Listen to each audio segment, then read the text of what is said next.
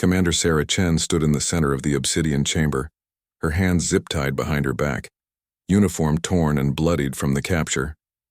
The towering figure of Warlord Vexthul dominated the space before her, his forearms gesticulating, as he delivered what was clearly meant to be a terrifying monologue. "Your pathetic species amuses me, human," the Kethmaran warlord rumbled, his voice like grinding stone.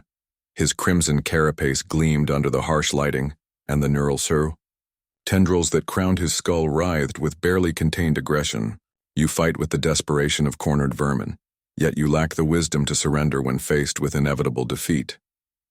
Chen remained silent, her dark eyes studying the chamber's layout. 3 guards flanked the exits, pulse rifles trained on her. Security barriers hummed with deadly energy. The warlord's personal throne dominated the far wall, carved from what looked suspiciously like the fossilized remains of his enemies.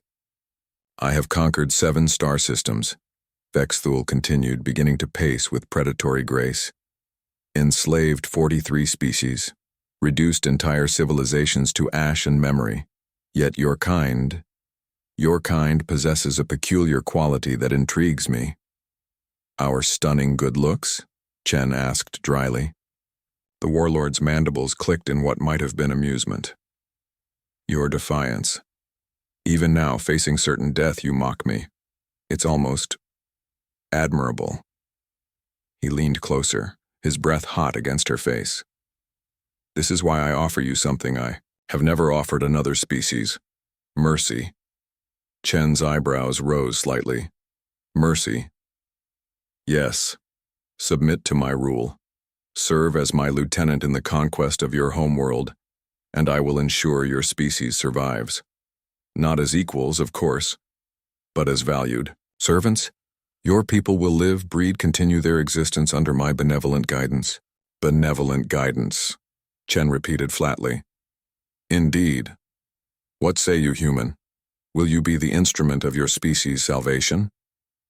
Chen was quiet for a long moment, appearing to consider the offer. The silence stretched until even the guards shifted uncomfortably. Finally, she looked up at the towering warlord. "You promised mercy," she said. "I have just one question."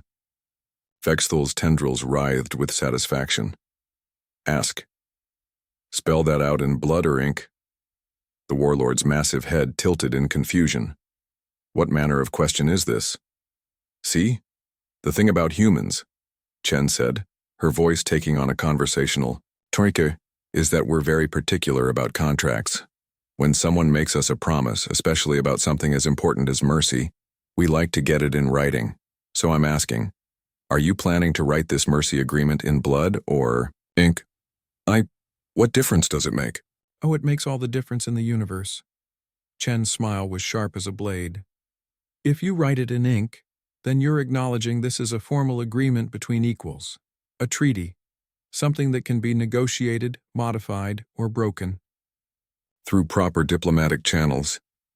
Vexthul's forearms flexed impatiently. "And blood?" "Blood means it's a sacred oath, binding on a level that transcends politics or convenience. Blood means you stake your honor, your life, your very existence on keeping that promise." Chen's eyes glittered dangerously.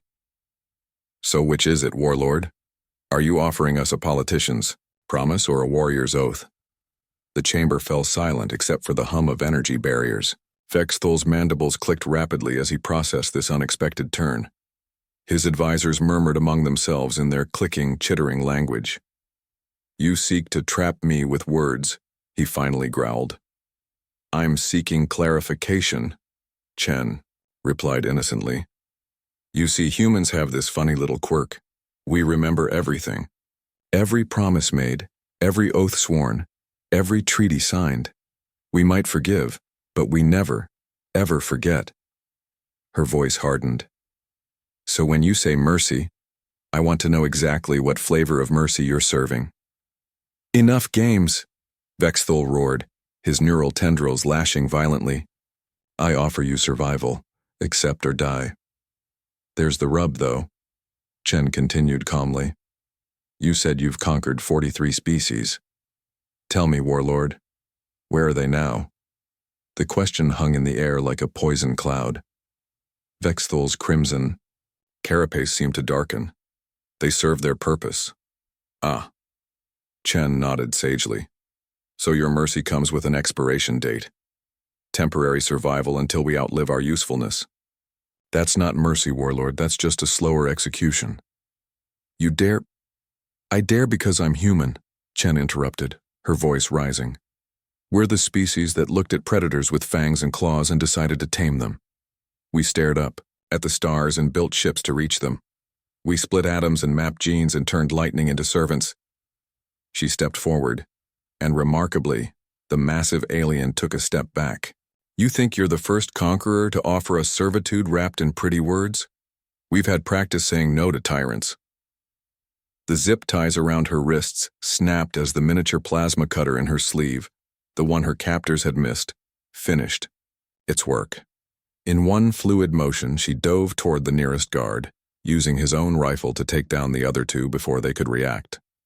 Vexthul roared and charged, but Chen was already moving, the alien weapon in her hands, speaking in brief, lethal sentences. The warlord's massive form crashed to the obsidian floor, his forearms twitching once before falling still.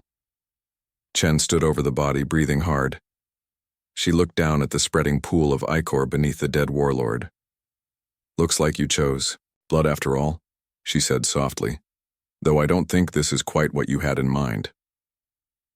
As alarms blared throughout the ship, Chen checked her weapons charge and headed for the door. She had a war to finish, and humanity's reputation to uphold. After all, they had a quirk about keeping their promises too, and she'd promised the Admiralty she'd come home.